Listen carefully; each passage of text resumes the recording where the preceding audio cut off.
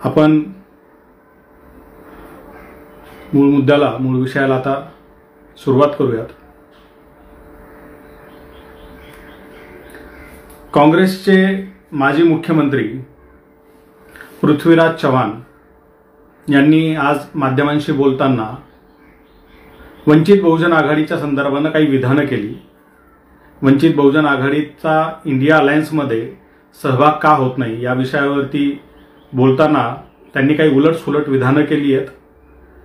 वंचित बहुजन आघाडीवरती पुन्हा एकदा चिखलफेक करण्याचा प्रयत्न केलेला आहे। त्यांनी जे काही सगळं केलेलं आहे त्याला माझ्या भाषेमध्ये मी भडवेगिरी म्हणतो।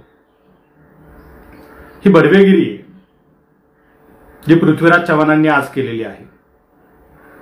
या ठिकाणी वंचित बहुजनांचा एक मोठा समूह घेऊन नाकारलेल्या पिचलेल्या राजकारणाच्या रिंगणातून सत्तेच्या रिंगणातून बाहेर फेकलेल्या अशा सगळ्या शोषित वंचित पीडित समूहांचा एकत्र एक पक्ष उभा करून बाळासाहेब आंबेडकर त्यांना राजकारणाच्या केंद्रबिंदूत आणतात आणि सत्तेच्या दिशेने आगेकूच करतात। हे करत असताना समोर राष्ट्रीय स्वयंसेवक संघ किंवा भाजपासारख्या बलाढ्य शक्ती आहेत, त्यांना न घाबरता हिमतीने ताकदीने आणि थेटपणे अचूकपणे जर का सतत कोणी त्याच्यावर हल्ले करत असेल, जर त्यांचा विरोध कोणी करत असेल, जर स्पष्ट आणि परखड टीका त्यांच्यावर कोणी करत असेल तर या देशातलं ते एकमेव नाव म्हणजे ॲडव्होकेट बाळासाहेब आंबेडकर आहेत। आणि असं असताना जी काही इंडिया अलायन्सची मोठ आता बांधली गेलेली आहे भाजपच्या विरोधात लढण्यासाठी म्हणून, त्याच्यामध्ये आम्ही सहभागी होऊ इच्छितो। सगळ्या पक्षांनी एकत्र येऊन भाजपला रोखलं पाहिजे। ही लोकशाही वाचवण्यासाठी, हे संविधान वाचवण्यासाठी हे करणं आवश्यक आहे अशी भूमिका बाळासाहेबांनी घेतली। ती भूमिका वंचित बहुजन आघाडीने घेतली। ती सातत्याने वेगवेगळ्या माध्यमातून आम्ही ती काँग्रेसपर्यंत पोहोचवली। ते माध्यमांमध्ये बोलणं असेल, ते सभांमधील स्टेजवरच्या भाषणातून असेल, त्या आमच्या अलायन्स पार्टनर असलेल्या शिवसेनेच्या माध्यमातून असेल, या सगळ्या माध्यमातून आपण त्यांच्यापर्यंत मेसेज पोहोचवत होतो। इतकंच नाही तर 1 सप्टेंबरला काँग्रेसचे राष्ट्रीय अध्यक्ष असलेल्या खरगेंना वंचित बहुजन आघाडीने अधिकृत पत्र लिहून सांगितलं की होय, आम्हाला इंडिया आघाडीचा घटक पक्ष व्हायचा आहे, आम्हाला त्यात सहभागी व्हायचं आहे, भाजपला रोखण्यासाठी आम्ही तुमच्यासोबत यायला तयार आहोत।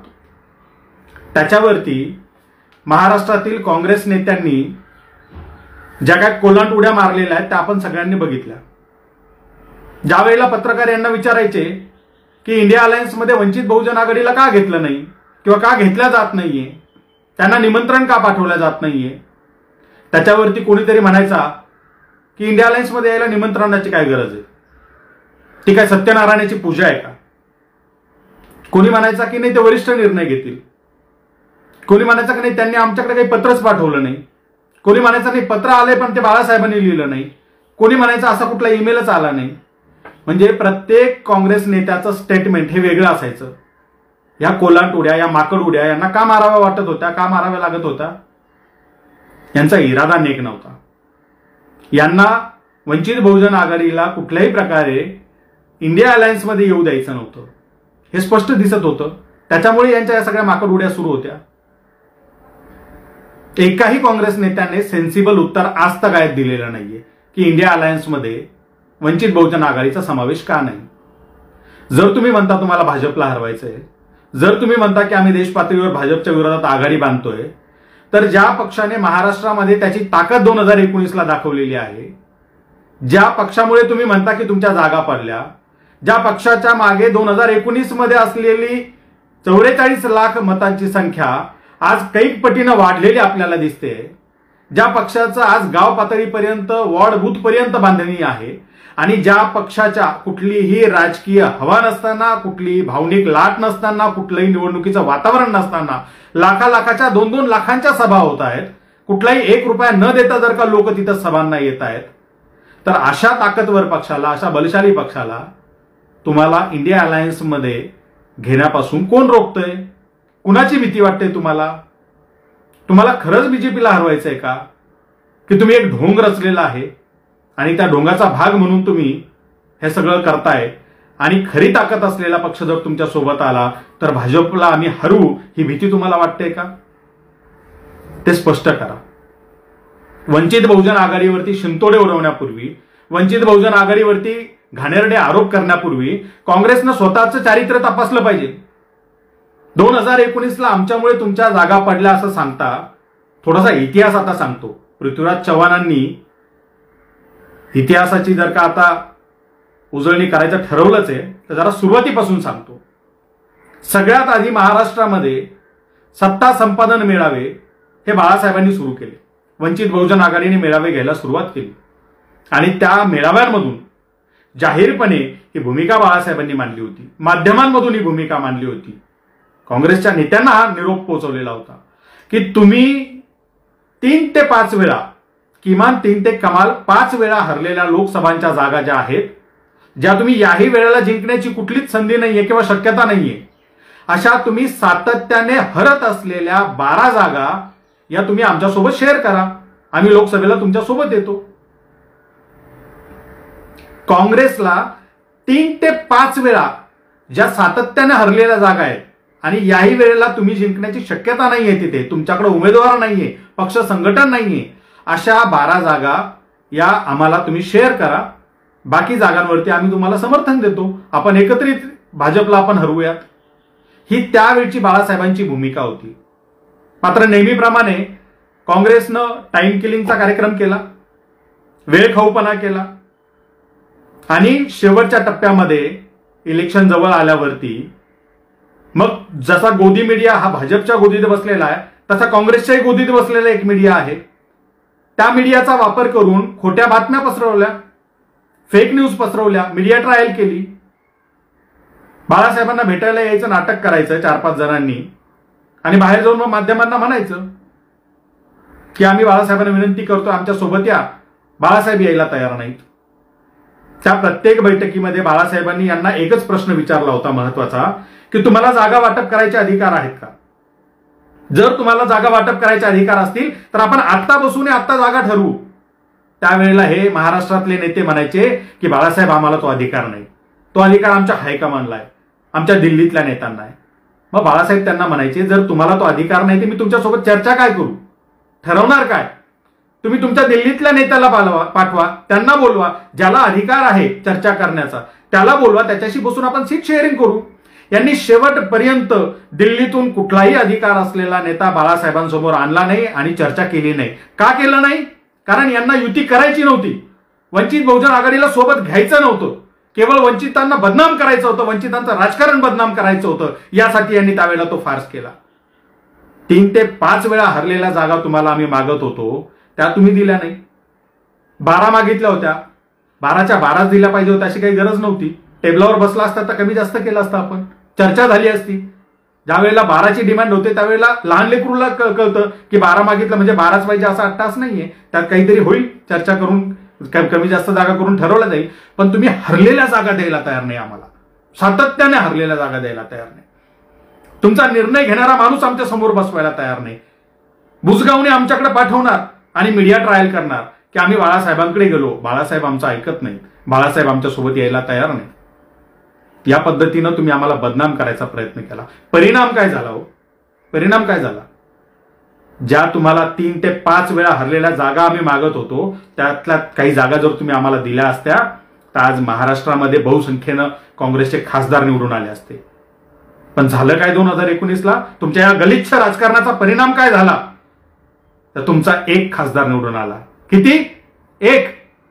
तोही खासदार शिवसेनेतून काँग्रेसमध्ये आलेला होता, तो मूळचा काँग्रेसचा नव्हता. मला वाटतं बाळू धानोरकर त्यांचं नाव. त्यांचं काही दिवसापूर्वी दुःखद निधन झालं. काय परिस्थिती आता काँग्रेसची? आज तुमच्याकडे महाराष्ट्रात एकही खासदार नाहीये, निवडून आलेला एकही खासदार तुमच्याकडे नाहीये. कसला माज करताय आणि कुणाला माज दाखवताय तुम्ही? ही सरंजामशाही जी काही मानसिकता आहे, घाणेरडी मानसिकता आहे, ही बंद करा. आणि ही जी काही राजकीय भडवेगिरी आता सुरू केलेली आहे ती पण बंद करा. पक्षाचा देशोधडीला लावून घेतला तुम्ही तुमच्या या सरंजामी मानसिकतेमुळे. पृथ्वीराज चव्हाण म्हणतात की बाळासाहेबांनी कन्व्हेनरला विनंती केली तर काहीतरी होईल, विचार करेल. अहो पृथ्वीराज चव्हाण, कन्व्हेनर कधी आला हो तुमच्याकडे? कोण होता कन्व्हेनर तुमचा? आमचे अलायन्स पार्टनर असलेले उद्धव बाळासाहेब ठाकरे यांनी आम्हाला सांगितलं, बाळासाहेबांना सांगितलं की बाळासाहेब तिथे कोणी कन्व्हेनर वगैरे असा नाहीये, एक व्यक्ती कोणी, निर्णय काँग्रेस घेणार, काँग्रेसच्या हातात निर्णय, पण एक व्यक्ती असा कोणी कन्व्हेनर नाहीये इंडिया अलायन्सचा. मग अशा वेळेला कुणाला पत्र लिहायचं होतं? काँग्रेस जर निर्णय घेणार असेल तर खरगेंना 1 सप्टेंबरला लिहिलेल्या पत्राचं उत्तर आजपर्यंत आम्हाला का मिळालं नाही, त्याचं आधी उत्तर द्या पृथ्वीराज चव्हाण. काँग्रेस नेत्यांना आम्ही 1 सप्टेंबरला लिहिलेलं पत्र आजही पक्षाच्या ट्विटर हँडलवर जा, बाळासाहेब आंबेडकरांच्या ट्विटर हँडलवर जा, वर पिन करून ठेवलेलं आहे ते पत्र तुमच्या सारख्यांना दिसण्यासाठी. त्याचं उत्तर द्या आधी. ते का नाही दिलं? कारण तुम्हाला पुन्हा 2019 सारखं ढोंग रचायचंय, वंचित बहुजन आघाडीला बाळासाहेबांना बदनाम करायचंय. याचं कारण काय? तुमची सरंजामशाही मानसिकता. तुम्हाला दुसरं कोणी पुढे आलेलं नकोय, तुम्हाला सत्तेत कोणी सहभाग घेतलेला नकोय, सगळी सत्ता तुमच्या हातात पाहिजे, तुम्हालाच ओरबडून खायचंय. अरे या सरंजामी मानसिकतेमुळे हे पृथ्वीराज चव्हाण सारखे नेते हे त्यांच्या समाजाचे झाले नाहीत, मराठा समाजाचे झाले नाही. आज गरीब मराठा समाज हा देशोधडीला लागलाय, रस्त्यावर उतरलाय. पोरांच्या हाताला नोकऱ्या नाही, बापाची शेती पिकत नाही, मुलांची लग्न होईनात. रस्त्यावर उतरून तो समाज आक्रोश करतोय आणि आरक्षण मागतोय. त्याचे प्रश्न यांना सोडवता आले नाही, यांना सत्तेमध्ये सहभागी करून घेता आलं नाही, यांच्या शैक्षणिक संस्थांमध्ये त्यांना जागा देता आली नाही, यांच्या कारखान्यांचे फायदे त्यांना देता आले नाही, यांच्या उद्योगधंद्यात त्यांना नोकऱ्या देता आल्या नाही, यांच्या शेतीपोतीचं धोरण सगळे यांच्या सगळ्या उद्योगपतींच्या सोयीचं यांनी केलं. कधी शेतकऱ्याचा, गरीब शेतकऱ्याचा विचार केला नाही. अरे जे गरीब मराठ्यांचे झाले नाही ते वंचितांचे बहुजनांचे काय होणार? ज्यांना राजकीय भडवेगिरी करून केवळ सत्तेचा मलिदा आपल्याकडे ठेवणं माहितीये, जो स्वतःच्या जातीचा, स्वतःच्या समाजाचा सुद्धा विकास करू शकला नाही, असा सरंजामदार मानसिकतेचा नेता हा आमच्यावर शिंतोडे उडवतो, वंचित बहुजन आघाडीवर शिंतोडे उडवतो, आम्हाला भारतीय जनता पक्षाची बी टीम म्हणतो. हिंमत कशी होते तुमची? डॉक्टर बाबासाहेब आंबेडकरांनी या देशासाठी दिलेलं योगदान अख्खं जग मान्य करतं. बाबासाहेबांच्या राज्यघटनेवरती ही सगळी इथली देशाची व्यवस्था चालते आणि बाबासाहेबांच्या विचारांचा वारसदार असलेला, बाबासाहेबांच्या रक्ताचा वारसदार असलेल्या बाळासाहेब आंबेडकरांवरती शिंतोडे उडवण्याची हिंमत कशी होती तुझी? याच्या पुढे याद राखा, जर वंचित बहुजन आघाडीवर आणि बाळासाहेब आंबेडकरांवरती कोणी घाणेरडे आरोप केले तर गाठ आमच्याशी आहे, वंचित बहुजनांशी आहे. जागा दाखवून देऊ तुम्हाला तुमची. अरे नालायकपणाचा कळस तुमच्या पक्षात तुम्ही गद्दारी केली. हाच पृथ्वीराज चव्हाण त्या G20 ग्रुपचा सहभागी होता, घटक होता, ज्याने काँग्रेसच्याच लिडरशिपच्या विरोधामध्ये बंड पुकारलं होतं. हा तेव्हाचा काँग्रेसचा बंडखोर आता आम्हाला शिकवणार? 2 वर्षापूर्वी भाजपमध्ये जाण्यासाठी कॉल केला होता का नव्हता? त्याचं उत्तर द्या आधी पृथ्वीराज चव्हाण. 2 वर्षापूर्वी तुम्हीच भाजपमध्ये जाणार होतात की नव्हता? त्यासाठी फोन केला होता की नव्हता? सांगा. आता आम्ही पण खोलायलाच बसलोय सगळं. द्या उत्तर. अरे ज्या जागा तुम्ही हरलेल्या आहे त्या तुम्हाला वंचित बहुजन आघाडीला देता आल्या नाही. तुमच्या अख्ख्या पक्षाचा मातेर तुम्ही राज्यभरात करून घेतलं तरी तुम्ही सुधारायला तयार नाही आणि तुम्ही आमच्यावर आरोप करता. जा तुमच्या काँग्रेसच्या नेत्यांना विचारा, वंचित बहुजन आघाडीला काय इन्व्हिटेशन दिलं नाही आजपर्यंत? वंचित बहुजन आघाडीने सातत्याने प्रयत्न केले, सातत्याने आम्ही सकारात्मक पावलं टाकली, सकारात्मक संवाद ठेवला. 26 नोव्हेंबर 2023ला छत्रपती शिवाजी महाराज पार्क दादर येथे झालेल्या सभेचं निमंत्रण आम्ही राहुल गांधींना पाठवलं. अख्ख्या देशाला त्याचा अर्थ कळाला, लहान लहान लेकरांनाही कळाला की ज्या वेळेला बाळासाहेब स्वतःच्या सहीने पत्र पाठवून राहुल गांधींना सभेसाठी आमंत्रित करतात याचा अर्थ काय होतो. लहान लहान लेकरांनाही कळाला, या पृथ्वीराज चव्हाणला नाही कळाला. पृथ्वीराज चव्हाणला त्याचा अर्थ नाही समजला. त्याच सभेमध्ये 2 लाखापेक्षा अधिक लोक त्या छत्रपती शिवाजी महाराज परिसरामध्ये होते. तो अख्खा छत्रपती शिवाजी महाराज पार्क भरून गेला होता लोकांनी. एक दमडी न देता आलेली पब्लिक होती ती. तुमच्यासारखे आम्हाला गाड्या देऊन आणि भाडे देऊन पैसे देऊन लोकांना आणावे लागत नाही भाड्याचे. आमच्याकडे प्रामाणिक कार्यकर्ते आहेत, प्रामाणिक मतदार आहे, प्रामाणिक समर्थक आहे. गेल्या 5 वर्षात वंचित बहुजन आघाडीची ताकद 10 पटीनं वाढलेली आहे महाराष्ट्रामध्ये. ती तुम्हाला दिसत नाही? दलित आणि मुस्लिम हे वंचित बहुजन आघाडीपासून दुरावले असं हे पृथ्वीराज चव्हाण म्हणतायत. हे कुठलं राजकीय आंधळेपण आहे चव्हाण साहेब तुमचं? तुमच्या सभांना पैसे देऊन, गाड्या भरून, गाड्या देऊन, भत्ते देऊन लोक आणावे लागतात, तरी तुमच्या खुर्च्या भरत नाही. आणि इथे आमच्याकडे जागा पुरत नाही, मैदानं छोटी पडतात. पुढची सभा घेताना आम्हाला विचार करावा लागतो की अरे याच्यापेक्षा आता कुठलं मोठं मैदान आहे, कुठल्या मोठ्या मैदानात घेता येईल जिथे जेणेकरून लोकांची गैरसोय व्हायला नको, लोकांना व्यवस्थित बसता येईल, सभा ऐकता येईल. या राज्यामध्ये एकमेव पक्ष वंचित बहुजन आघाडी ज्याची सभा सुरू झाल्यापासून संपेपर्यंत 7 ते 8 तासाचा कालावधी लागतो. 7-7, 8-8 तास लोक उन्हातान्हात मैदानात येऊन बसलेले असतात. बाळासाहेबांचं भाषण होईपर्यंत एक चिटपाखरू तिथून बाहेर जात नाही. ही निष्ठा आहे, ही निष्ठा आहे आमच्या नेत्याबद्दलची. हा विश्वास आहे आमचा बाबासाहेबांच्या रक्तावरचा, बाळासाहेबांच्या राजकीय भूमिकांवरचा हा आमचा विश्वास आहे, जो प्रत्येक जिल्ह्यात लाखोच्या संख्येने तिथे येऊन लोक दाखवत आहेत. आणि तुम्हाला दिसत नाही? अरे स्वतःच्या पक्षाचा एक खासदार इथे उरला नाही, एक आला होता निवडून फक्त.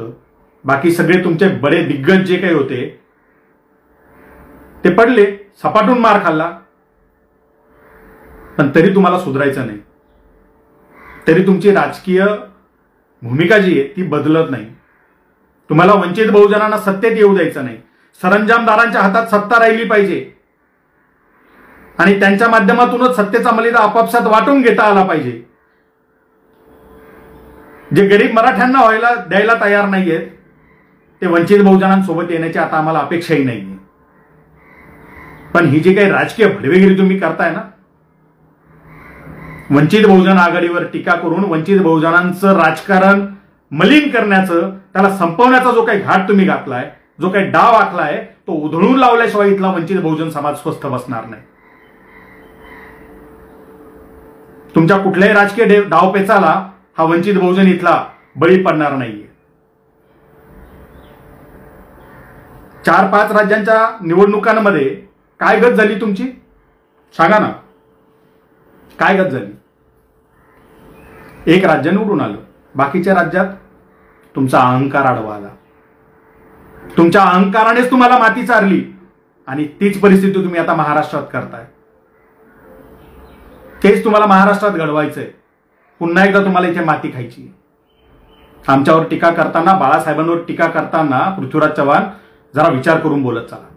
2019ला सुद्धा तुम्ही म्हणाला होतात की बाळासाहेब हेलिकॉप्टरने प्रवास करतात, कसं काय परवडतं यांना? कुठलाही अक्कल असलेला माणूस आहे ना, तो इलेक्शन कमिशनकडे गेला असता आणि त्याने फायनान्सेस चेक केले असते पक्षाचे की यांच्या हेलिकॉप्टरचा खर्च कुठून आला आणि कसा केलाय. या पक्षाचा गाडा हा वंचित बहुजन समाजाने स्वतःच्या कष्टाने, घामाने, मेहनतीने, रक्ताने केलेल्या डोनेशन मधून उभा राहिलेला आणि चालतोय. आमच्या मेहनतीवर चालतो, आमच्या घामाच्या, कष्टाच्या, रक्ताच्या मेहनतीवर चालतो हा पक्ष. तुमच्यासारखी दलाली करून आम्ही कंपन्यांकडनं पैसे घेत नाही, बड्या उद्योगपतींच्या फंडिंग घेत नाही आम्ही दलाली करून. ती दलालीची, राजकीय भडवेगिरीची परंपरा आमच्याकडे नाहीये. आम्ही वंचित बहुजनांसाठी नाकारलेल्या, ज्यांना कोणीच नाहीये त्यांच्यासाठी काम करतो.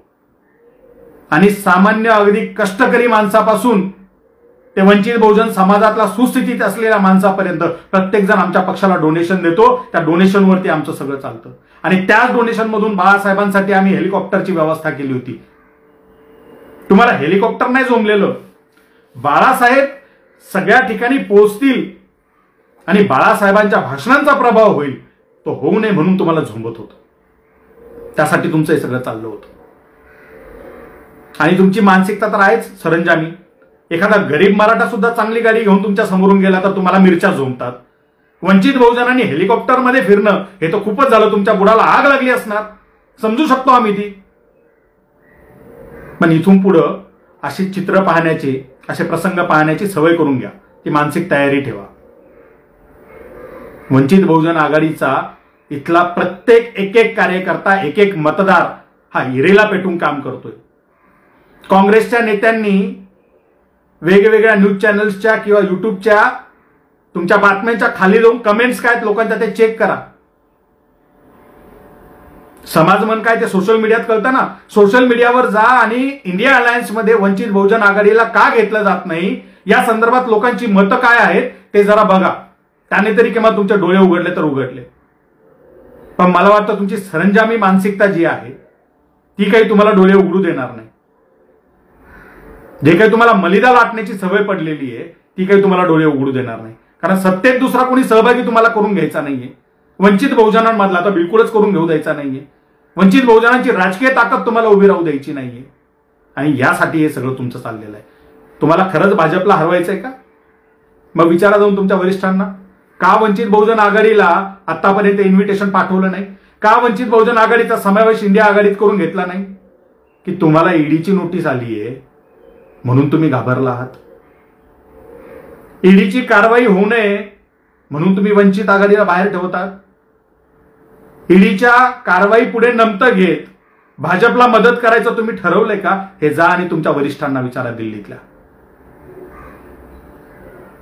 वंचित बहुजन आघाडीवर कुठलेही शिंतोडे उडवण्यापूर्वी आता यापुढे 1000 वेळा विचार करा. त्या बाबासाहेबांच्या राज्यघटनेवरती हा देश चालतोय. त्याच डॉक्टर बाबासाहेब आंबेडकरांनी राज्यघटनेच्या अनुषंगाने भाषण करताना एक खूप चांगला शब्द वापरला होता. तो होता इंटेलेक्च्युअल ऑनेस्टी. ती इंटेलेक्च्युअल ऑनेस्टी नसलेले अनेक कुत्रे हे 2019ला वंचितवरती भुकले होते. काँग्रेसचा पट्टा गळ्यात असलेले. कदाचित आता पुन्हा एकदा त्यांना सोडलं जाईल वंचितवर भुंकण्यासाठी. मी त्यांनाही इशारा देऊन ठेवतोय की तुम्ही 2019ला जे पाप केलं होतं ना, वंचित आघाडीवर टीका करण्याचं, काँग्रेसचा पट्टा गळ्यात बांधून, ते आता पुन्हा करण्याची हिंमत करू नका.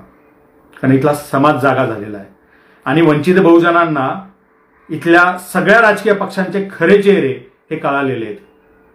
त्यांच्यासाठी सातत्याने वस्तीत जाऊन काम करणारा कुठला पक्ष आहे, देश हिताच्या भूमिका घेणारा कुठला नेता आणि कुठला पक्ष आहे, आणि सेटलमेंट करणारे कोण आहेत, हे 2019 पासून ते आतापर्यंत सगळ्यांनी बघितलेलं आहे.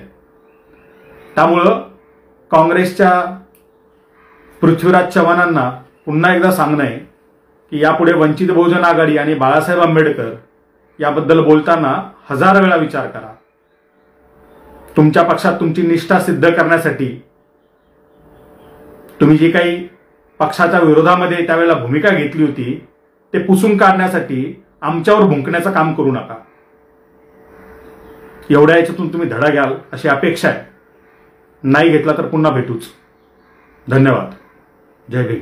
अशाच नवनवीन राजकीय घडामोडी जाणून घेण्याकरता आपल्या चॅनलला सबस्क्राईब करा आणि इन्स्टा फेसबुकला फॉलो करायला विसरू नका.